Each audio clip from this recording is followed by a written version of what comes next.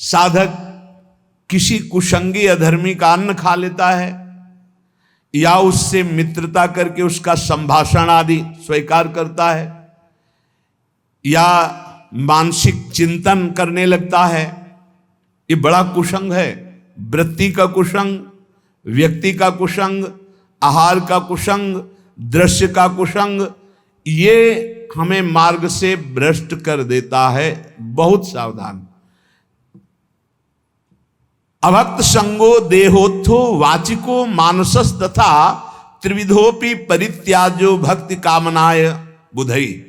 जिसे विशुद्ध प्रेम लक्षणा भक्ति की कामना है, ऐसे बुद्धिमान उपासक को चाहिए कि देहोत्थ शरीर से, वाचिको वाणी से, मानसस तथा मन से भी अभक्त का संग न करे, अभक्त की चर्चा भी ना करे।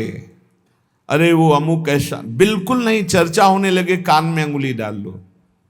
अभक्त की चर्चा सुनने मात्र से सुकृत नष्ट हो जाते हैं, मन मलिन हो जाता है। पर निंदा के सुने ते किए ते दोनों बराबर हैं। आवत नहीं कछु हाथ, मूर्ख पर्वत पाप को ले चल अपने साथ। उपासक को चाहिए कि अभक्त पुरुष की वाणी से चर्चा भी ना करे। और ये बहुतायत है। जहां चार साधक बैठेंगे तो अपने में गुणाभिमान करके किसी साधक के न्यून आचरणों की चर्चा करने लगेंगे। ये बहुत हानिकारक है। परदोष दर्शन, परदोष वार्ता, ये साधक के साधन को चाट जाती है, उसको पता भी नहीं चलता और वो खाली होकर फिर विषयों का चिंतन करने लगता है। मन से भी उसका चिंतन न करे। अमुक जो है ऐसा ऐसा ऐसा कर रहा है, वो ऐसा उत्तम साधक नहीं, ऐसा क्यों? तो बोले वो नहीं है इसलिए चिंतन करे। तो तुमने क्रिया देखी, अंदर कारण तत्व तो नहीं देखा कि उसमें हमारा आराध्य देव बैठा हुआ है। ये क्रूरापि पापिनो न च सताम संभाष्य दृश्याचे सर्वानुवस्तुतया निरीक्ष परम स्वाराध्य बुद्धिर्मम। मेरे आराध्य देव वहां बैठे हुए हैं। बाहरी क्रियाएं तो हमको बाहरी क्रियाओं से कोई लेना देना नहीं। हम मन से चिंतन न करें, वाणी से चर्चा न करें और शरीर से संग न करें। खान पान तो कीजिए रसिक मंडली माही, जिनके और उपासना तहां उचित द्रुनाए। फिर वो तो अभक्त है, उसके संग खान पान, हंसी मजाक, बातचीत, बैठना उठना, ऐसा बिल्कुल नहीं। ये व्यक्ति और आजकल यंत्र है मोबाइल, इसमें भी जैसे संसार में गुण अवगुण युक्त सब कुछ है। जड़ चेतन गुण दोष में विश्व कीन करतार, संत हंस गुण गाय पे परिहरि वारि विकार। जैसे हंस को पानी और दूध मिला के रख दो, कहते हैं दूध पी लेता है, पानी छोड़ देता है। ऐसे ही संत जो परम हंस हैं, वो जगत में भागवतिक गुणों को केवल देखते हैं, मायाकृत इन दोषों का त्याग कर देते हैं। ऐसे ही आपके पास, आप किसी से मिलते नहीं पर आपके पास मोबाइल है और आप उसमें से जो भक्ति विरोधी बातें हैं वो देखते हैं, सुनते हैं, उनका मनन करते हैं, तो आपका कुसंग हो रहा है। आप अपनी भक्ति को खो देंगे। बहुत सावधान। कायिकः काय संबंधात्, शरीर के संबंधी कोई भी हो, अगर वो भगवत विमुख हैं, भगवत विमुख उपदेश करते हैं, भगवत विमुख चेष्टा करते हैं, हमें बिल्कुल उस संबंध को नहीं मानना है, क्योंकि हमें इस जन्म में श्यामा श्याम की प्राप्ति करनी है। प्रहलाद जी हाथ जोड़कर साष्टांग दंडवत करके खड़े हुए, पिताश्री कहकर सम्मान से बोलते थे। जब हरि की निंदा करने लगे हिरण्यकश्यप, प्रहलाद जी ने दैत्यराज कह के बाद, अब नहीं, जाके प्रिय न राम वेदे ही तजिए ताहि कोटि बैरिशम यद्यप परम स्नेही। भरत जी माता कैकेयी को साष्टांग प्रणाम करते। जब आराध्य देव श्री राम को 14 वर्ष का वनवास रूपी वरदान मांगने की बात सुनी तो कहा, पापिनी आज के बाद तेरा कभी मुख नहीं देखेंगे और तुझे कभी मां नहीं कहेंगे। जीवन में भरत जी ने मां नहीं कहा। यहां कह रहे कायिकः काय संबंधात्, कायिक अभक्त संग, वो चाहे रिश्ते नाते में कितना भी पूज्य हो, यदि वो हमारे भगवान की निंदा करता है, भगवत मार्ग की निंदा करता है, भगवत विमुख है, तो हम आवश्यकता पड़ी तो उसकी सेवा कर देंगे। यदि हम पुत्र हैं या अमुक संबंध है, वो दुख में है, तो हम सेवा कर देंगे, पर हम उसका संग नहीं करेंगे, उसकी आज्ञा नहीं पालन करेंगे, उसकी बात नहीं सुनेंगे।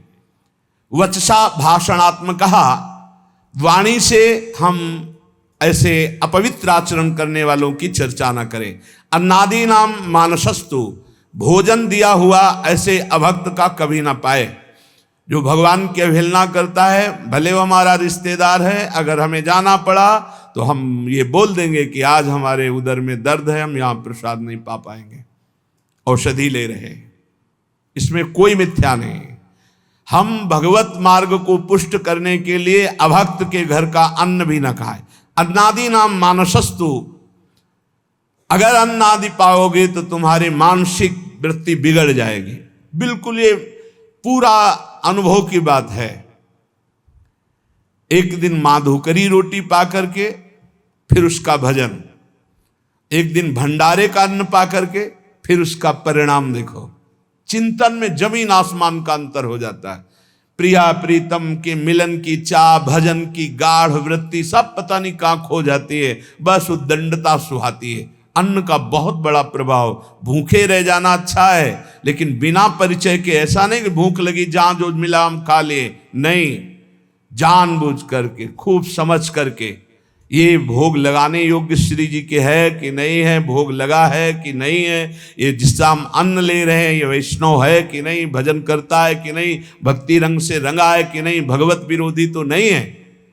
जहां तहां अन्न खात सखी कहत, आप गात सकल दिवस द्वंद जात, रात सर्वसो वहीं। सेवक जी महाराज कह रहे हैं, जहां मन आया वहां भोजन कर लिया, अपने को कह रहे सखी, अपने को सहचरी कर रहे, दिन भर प्रपंच में बीतता, रात सोने में अपने को कह रहे मैं रसिक उपासक हूं। बहुत डांट लगाई है। जहां तहां अन्न खात सखी कहत, आप गात सकल दिवस द्वंद जात, रात सर्वसो वहीं। इसलिए अभक्त का शारीरिक मानसिक वाचिक त्याग करके भक्तों का संग करें। भक्तों की पहचान कैसे हम जाने कि इनका संग करना चाहिए, तो बोले अप्रेक्ष क्लम आत्मनो विदधति प्रीत्या परेशाम प्रियम लज्जन्ते दुरितोद्गमा दिव निज स्तोत्रानुबंधादपि विद्या वित्त कुलादभिश्च यदमि यान्ति क्रमान्नमृतां रम्या कापि शतां यं विजयते नैसर्ग की प्रक्रिया। संत जन किसे कहते हैं? बोले जो निरंतर अपनी चित्त वृत्ति को प्रभु में लगाए होते हैं। संत की सबसे पहली पहचान अव्यावृत भजनात्, अखंड भजन, श्रम रहित, कोई मेहनत नहीं करनी पड़ रही, उसका स्वभाव है, उनका स्वभाव है भगवत चिंतन करना। याजु पर्यो में सहज स्वभाव, श्री हरिवंश नाम रस जाओ, ये स्वभाव पड़ गया है, स्वाद मिल गया है नाम का, स्मरण का। संत की सबसे बड़ी पहचान है हर समय वो निरंतर अविरत तैल धारावत अपने इष्ट के चिंतन में। मुखाकृति देखते ही पता चल जाता है बहिर्मुख है या अंतर्मुख है, ये श्री जी के चिंतन में या संसार के चिंतन में। ये तो बहुत छोटे छोटे साधकों को पता चल जाता है जो ठीक से साधना करते हैं। दूसरा, संत की पहचान दूसरे के क्लेश को देखकर तत्काल द्रवित हो जाना और उसकी दुख निवृत्ति के लिए तत्पर हो जाना। पर दुख द्रवई सुसंत पुनीता, दूसरे के दुख निवृत्ति के लिए तत्पर हो। हे भगवान, कैसे मैं इसका दुख दूर करूं, क्या करूं? अब उसके पास कोई उपाय नहीं तो सीधे भगवान से प्रार्थना, हे नाथ इसके दुख को दूर करो, प्रभु आप कृपा करो, मुझे प्रेरणा करो, मैं कैसे इसके दुख को दूर करूं, कैसे सुखी हो पावे। ये संत सरल चित जगत हित जान स्वभाव स्नेह, उनका स्वभाव ही होता है जगत हित, दूसरे का प्रिय कार्य करने में बिल्कुल लज्जा ना आना, चाहे वो शौच धोना पड़े, चाहे वो कुछ भी कार्य हो, लज्जा संकोच छोड़ करके अपनी परवाह न करके दूसरे के दुख की निवृत्ति के लिए पूरा प्राण अर्पित करके तत्पर हो जाना, ये संतों का स्वभाव होता है। पहला अखंड स्मृति, दूसरा परहित परोपकार। किसी भी जीव को किसी भी तरह का दुख उसके द्वारा पहुंच ही नहीं सकता। संत का वचन, संत की चेष्टा, संत का संकल्प मंगलकारी होता है। साधु ते होए न कारज हानि, किसी भी तरह का चाहे वो वाचिक ही क्यों ना हो, संत के कभी ऐसे वचन नहीं निकलते कि दूसरे के हृदय में जाके पीड़ा पहुंचा दे। नहीं, संत के हृदय से निकले हुए वचन तो ऐसे होते हैं दूसरे के हृदय में आनंद वर्धन करने वाले। परुख वचन, कठोर वचन ये संत के वाणी से निकल ही नहीं सकते, क्योंकि वहां निरंतर भगवत स्मृति चल रही। शरीर से ऐसी चेष्टा ही नहीं हो सकती। तो जिसे भगवत मार्ग में चलना है तो इसको आदर्श मानकर स्वीकार करना।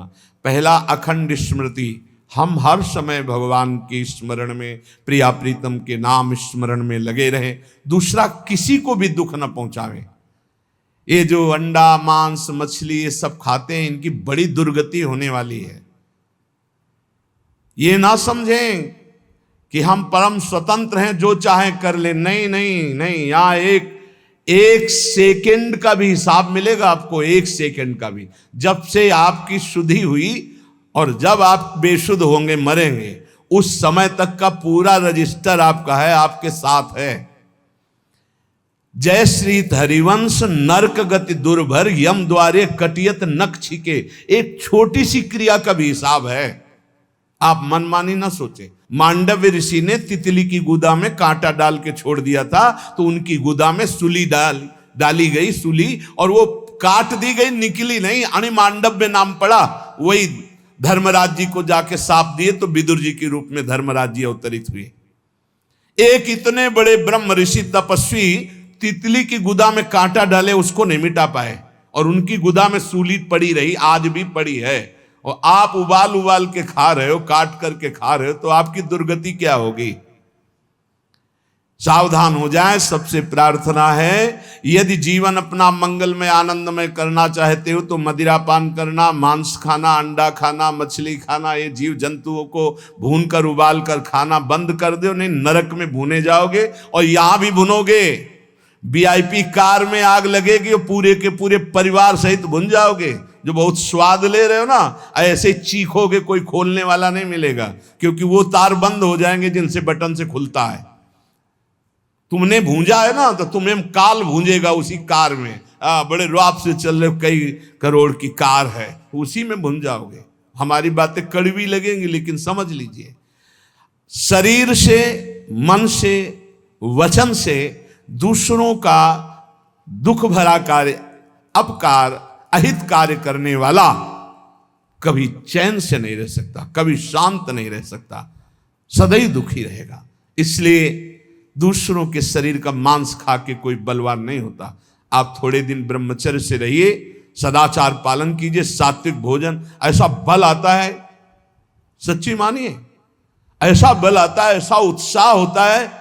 ये चर्बी बढ़ाने वाले जानवरों को खाने वाले, इनकी कितनी ताकत होगी, सच्ची मानिए। हम मजाक नहीं कहते कि हम विनोद में कहते हैं। एक घूंसे में बैठ जाएंगे।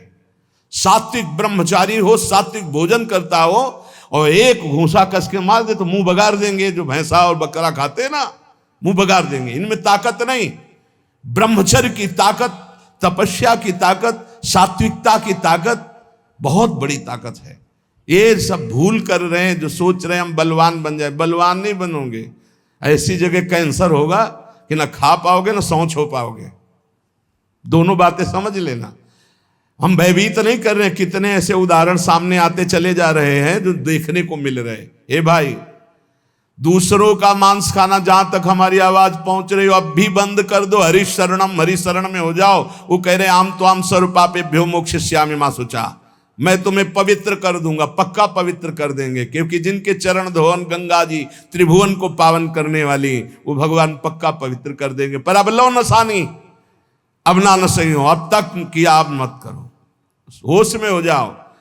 ये जो बहुत अच्छे कपड़े पहनकर आप समझते हो हम बड़े आदमी है ना, इतने छोटे बनाए जाओगे कि तुम्हें समझ में आ जाएगा।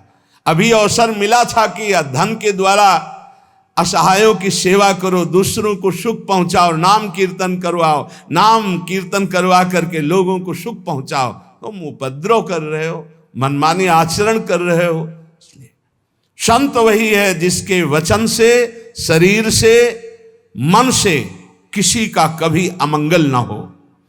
और संत वही जब उसकी प्रशंसा होने लगे तो ऐसा लज्जावान हो जाए जैसे किसी का पाप खुल जाए, पाप की बात खुल जाए तो कैसा लज्जित होता है, ऐसा प्रशंसा में लज्जित होना चाहिए। संत अपनी प्रशंसा सुनकर लज्जा से युक्त हो जाते और दूसरे की प्रशंसा सुनकर आनंदित होते हैं। दूसरे की निंदा सुनकर तुरंत कान में अंगुली, अपनी निंदा तो कान की अंगुली हटा लो, खूब आराम से सुनो। ये साधुता के लक्षण हैं। अपनी निंदा तो बुरी लगेगी, दूसरे की निंदा सुखद लगेगी। अपनी प्रशंसा अच्छी लगेगी, दूसरे की प्रशंसा दुखद लगेगी। ये असंत का लक्षण है। संत का लक्षण है अपनी प्रशंसा सुनते ही सकुचा जाना, दूसरे की प्रशंसा सुनते ही आनंदित हो जाना। अपनी निंदा सुनते हुए आनंदित हो जाना, दूसरे की निंदा सुनने पे क्लेशित हो जाना। अरे क्या भगवत चर्चा के सिवा ये क्या प्रपंच की बात सुना रहे। जैसे कोई पाप अपना प्रकट हो जाए तो लज्जा आ जाती है, ऐसे जब चार लोग प्रशंसा करने लगे तो लज्जा आ जानी चाहिए। संत में विद्या का, तपस्या का, भजन का, संपत्ति का, कुलीनता का किंचन मात्र भी अभिमान नहीं होता। जो असंतों में बहुतायत होती है, थोड़ी विद्या तो अभिमान, थोड़ा धन तो अभिमान, अपार धन अपार विद्या ज्ञान समुद्र होते हुए भी वो दैन्य होते हैं। हमने देखा है, महापुरुषों को देखा है। काशी में देखा, पूज्य बक्सर वाले मामा जी का अग्र पूजा का सम्मान किया गया था। एक से एक विद्वान पूज्य मामा जी का पूजन, उनके विषय मामा जी सबसे पीछे बैठे रहे। जानकी जी को अपनी बहन मानते थे, इसलिए उनको सब जगत मामा कहते थे। जब वो बोलने को हुए तो दैन्यता की झड़ी लगा दी। तब लग रहा था कि हाँ, भगवान के भक्तों में दैन्यता कूट कूट के भरी होती है। अभिमान किंचन मात्र उत्पन्न न होने पावे, अधिकाधिक दैन्यता।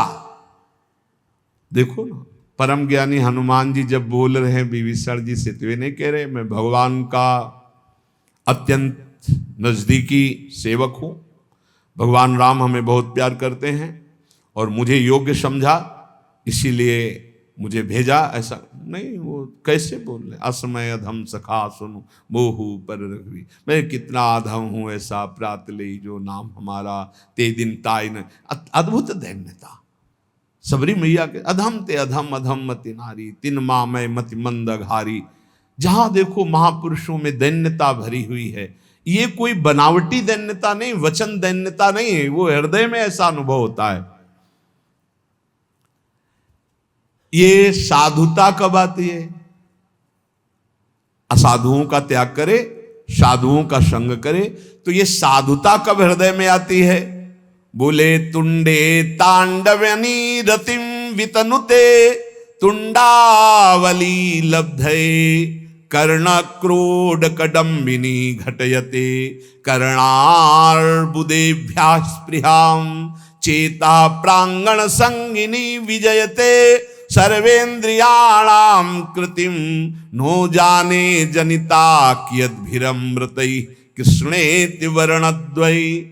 जिसकी जिह्वा में 2 अक्षर राधा राधा कृष्ण कृष्ण ये हर समय चलता रहता है, सब सद्गुण आ जाएंगे, धन्यता आ जाएगी, अभिमान का नाश हो जाएगा, तत्वबोध हो जाएगा, भगवत प्रेम हो जाएगा। विश्वास मान लो, सब कुछ हो जाएगा। रोज चर्चा इस बात की होती है,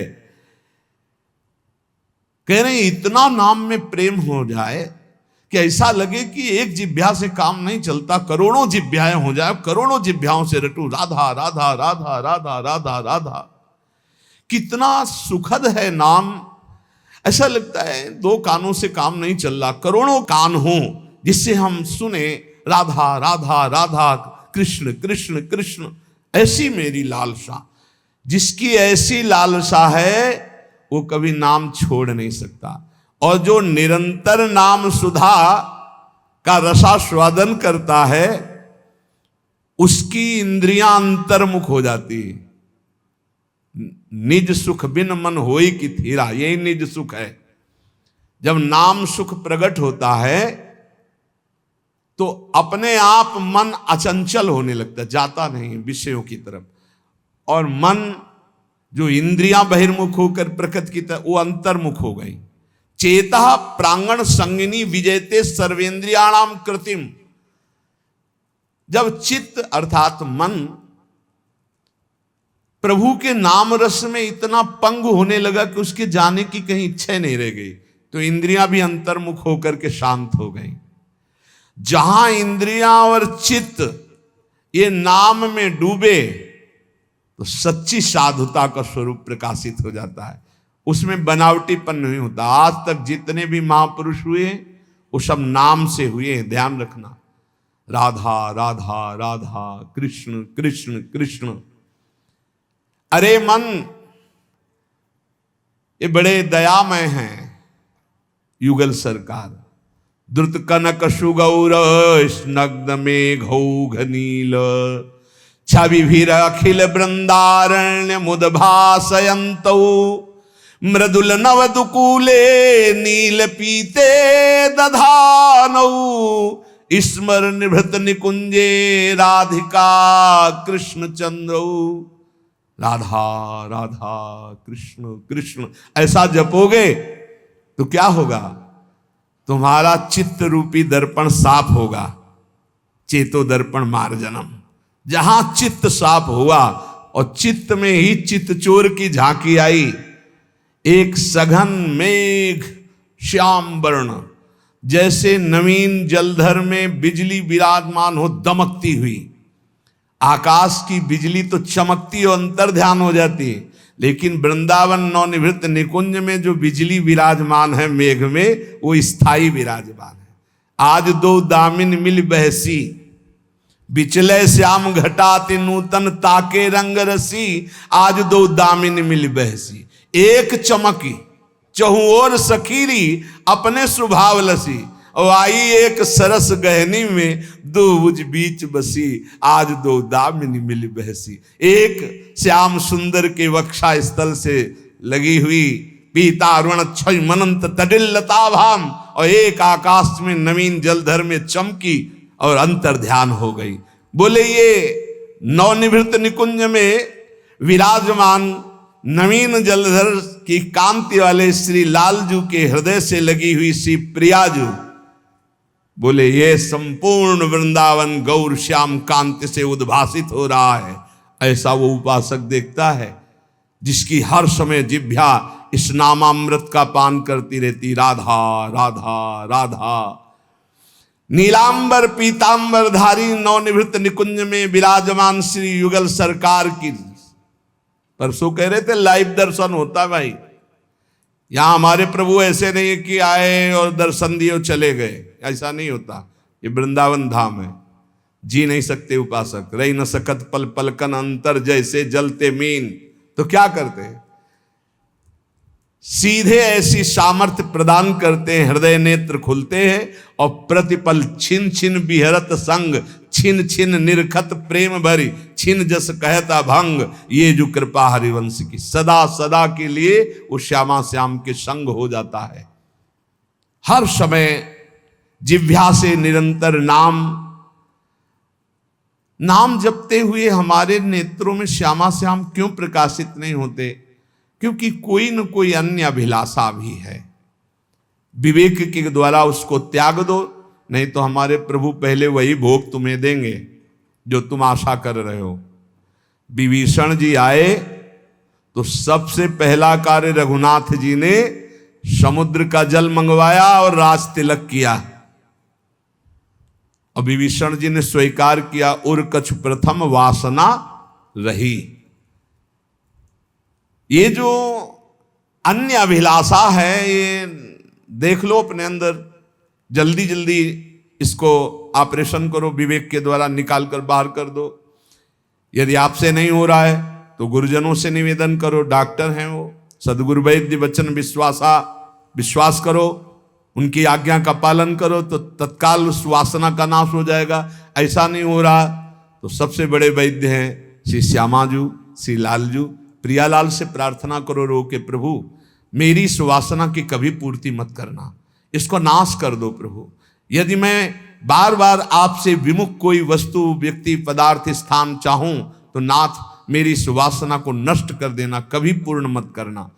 अगर अन्य अभिलाषा बनी रही, यहां तक कि मोक्ष की भी अभिलाषा, तो हमारे श्यामा श्याम से प्रेम में बाधा पहुंच जाएगी।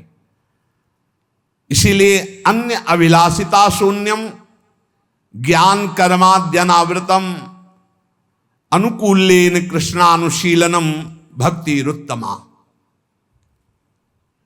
प्रेम पूर्वक श्यामा श्याम का भजन करना, कोई भी आचरण उनके प्रतिकूल ना हो। प्रतिकूलस्य विसर्जनम अनुकूलेन कृष्णानुशीलनम। अनुकूल रसिकों की आज्ञा, शास्त्राज्ञा के अनुसार ये अनुकूल होता है, उसके थोड़ा भी मनमानी करना प्रतिकूल हो जाता है। किसी भी प्रकार की कोई अभिलाषा अन्य ना हो, यहां तक कि ब्रह्म ज्ञान की भी इच्छा ना हो, मोक्ष की भी अभिलाषा ना हो। बस जैसे भाई जी महाराज कहते हैं कि हे भगवान मुझे बुद्धिहीन बना दो, सब मांगते हैं कि बुद्धिमान बना दो, भाई जी महाराज कह रहे मुझे बुद्धिहीन बना दो। ये बुद्धि, बस इतनी बात हो मेरे श्यामा श्याम, मेरे प्रिया प्रिय, इतनी समझ रह जाए और सब बुद्धि खत्म हो जाए।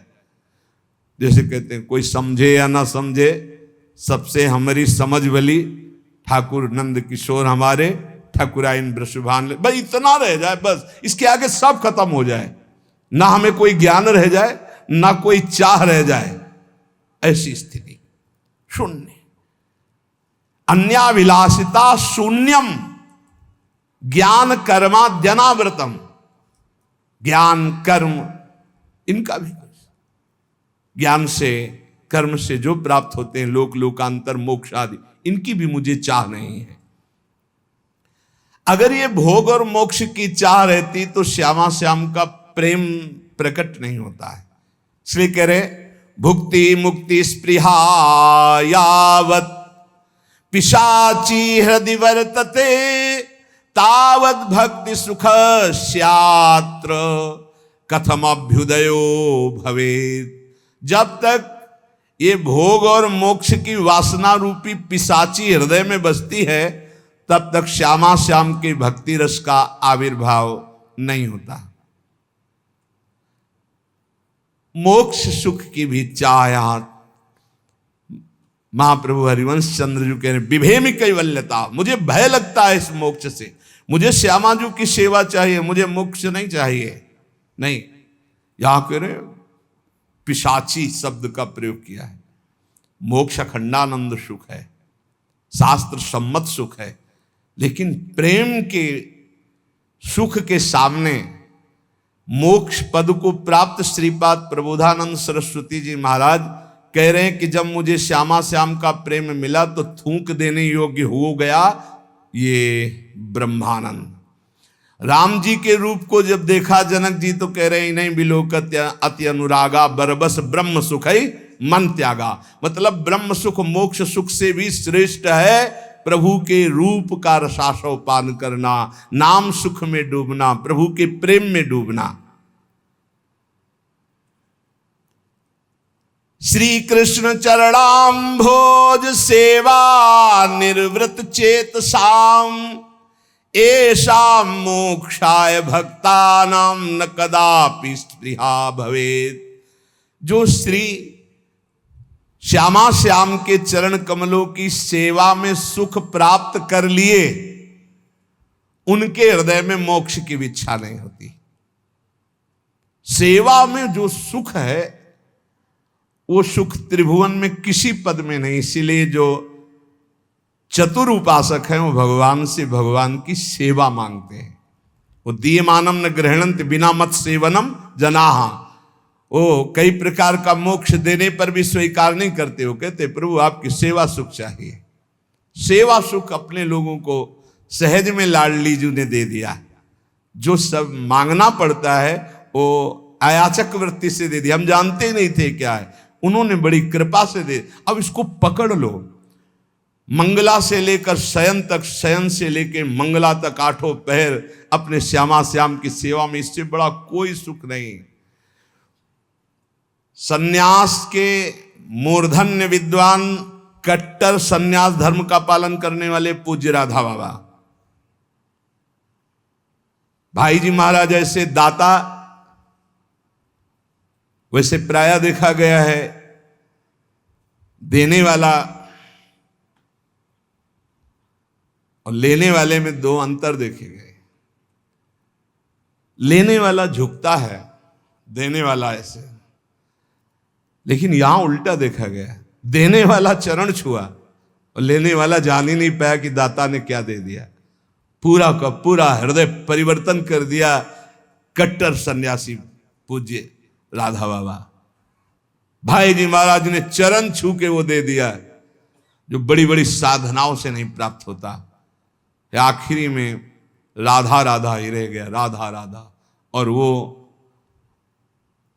सबको वृंदावन की कृपा से यहां प्राप्त है। राधा राधा यहां तो वायु में भी हो रहा, पत्ते पत्ते में। यही है राधा बाबा भाई जी महाराज, यही विराजमान है, यही घर है। ये संपूर्ण वृंदावन यही वो घर है जहां ये सब बड़े बड़े महापुरुष विराजमान हैं प्रियाजू के समीप सेवा में। पूज्य राधा बाबा भाई जी महाराज, पूज्य पंडित गया प्रसाद जी, पंडित रामकृष्ण बाबा, जितने सिद्ध महापुरुष ये सब यही श्री जी की सेवा में विराजमान है। जब हमारा चित्त सेवा में लग जाता है तब मोक्ष सुख के त्याग की सामर्थ्य आती है, श्यामा श्याम की सेवा से। इसलिए हम सेवा जब करते हैं तो सेव्य हमको क्या देते हैं? वो देते नहीं हैं, वो हमसे और ले लेते हैं, हमारे चित्त को चुरा लेते हैं। जब हम दर्पण दिखाते श्रृंगार करके, तो अभी तो आपके पास त्रिगुणात्मिका माया के ही नेत्र हैं, इसलिए आप देख रहे हैं। जिस दिन वो कृपा करेंगे तो कोटि कोटि मनमत हारी रूप जब आपके नेत्रों के सामने होगा, बस हो गया काम। यही है, यही काहू सु कहां जहां प्रभु नाई, फिर श्री विग्रह में तो अर्चावतार हैं भगवान। प्रभु अर्चावतार रूप से जब आप सेवा करते हैं, पक्का विश्वास करो ये सीधे सेवा श्री जी स्वीकार कर रहे हैं। और जिस दिन वो करुणा करेंगी, अपना रूप प्रकाशित करेंगे, देखो माई सुंदरता की सीमा, उसी दिन तुम्हारा चित्त हो जाएगा, खत्म खेल हो जाएगा, फिर कोई अभिलाषा रह ही नहीं जाएगी। इसलिए इनकी दासता में बहुत बड़ा सुख है। और दासता में कभी चिंता नहीं होती कि मेरा कल्याण होगा कि नहीं। जैसे हम ठसक से कहते हैं हमें श्री जी के पास जाना है, आप लोगों को भी तैयार करते हैं, बोलो श्री जी के पास जाना है, बोलते रहना है हमें श्री जी के पास जाना है। बोले इससे पहुंच जाओगे? हे हम तुम पहुंच गए हैं, तुम्हें क्या पता। कहां बैठे हो? वृंदावन धाम में। और इसका प्रभाव जानते हो क्या है? यद्गत्वा न निवर्तन्ते तद्धाम परमम्मम। ये धाम ना मानो तो तुम्हारी बुद्धि खराब है, और धाम मान रहे हो तो यहां के बाद जाना नहीं होता। और कर क्या रहे रात दिन? इन्हीं के चरणों में पड़े, इन्हीं का यश गान, इन्हीं के नाम रूप लीला, धाम का आश्रय। अपनी तो बाजी जीत गई। नागरी दासी जन्म जितायो, बलिहारी बलिहारी, हमारी सब ही बात सुधारी, कृपा करी श्री कुंज बिहारी और श्री कुंज बिहारी। बहुत बड़ी कृपा हो गई बिहारी बिहारी जो कि हमें धाम मिल गया। राखे अपने वृंदावन मां, जीठा रूप उजारी, नित्य के लिए आनंद खंडित, रसिक संग सुखकारी, कले कलेश न व्यापे एठा, ए ठौर विश्व ते न्यारी, नागरी दासी जन्म जितायो, बलिहारी बलिहारी हमारी सब ही बात। हर समय मन नाचता रहता है। अब आपका कुढ़ता रहता है तो आप देखो, श्री जी से बिलग रहकर तो कुढ़ोगे ही, जलोगे ही, श्री जी की तरफ देखोगे तो नाचोगे। इसलिए ये प्रभु प्रिया प्रीतम क्या करते हैं, सेवा करने वाले को बिल्कुल रहने ही नहीं देते, बर्बाद कर देते। चित्त चुरा लिया, मन चुरा लिया, सब कुछ चुरा लिया और आके खुद हृदय में बैठ गए। बर्बाद क्या हो गया, जो बर्बाद करने वाले थे उनको बर्बाद कर दिया। न काम, न क्रोध, न लोभ, न मोह, न मद, न मत्सर, न अपना, न पराया। अब श्री जी बैठी है, केवल ढांचा बाहर से दिखाई देता है व्यक्ति का, अंदर केवल प्रिया प्रीतम विराजमान रहते हैं। तस्मित तज्जने भेदा अभावात। फिर निकलने लगता है मुख से, अन्य मुखों से निकलने लगे, अरे ये तो साक्षात भगवान है, ये तो साक्षात प्रभु हैं। क्यों? क्योंकि प्रभु आ गए। जैसे दीपक जलता है तो झरोखों से पता चल जाता है मकान का अंधकार नष्ट हो चुका है, ऐसे ही जिसके हृदय रूपी मकान में भगवान आकर विराजमान हो गए तो ये चेहरा एक एक चेष्टाओं से पता चलने लगता है अंदर भगवान प्रकाशित हो हैं तो सबके, पर वो प्रकाशित हो गए।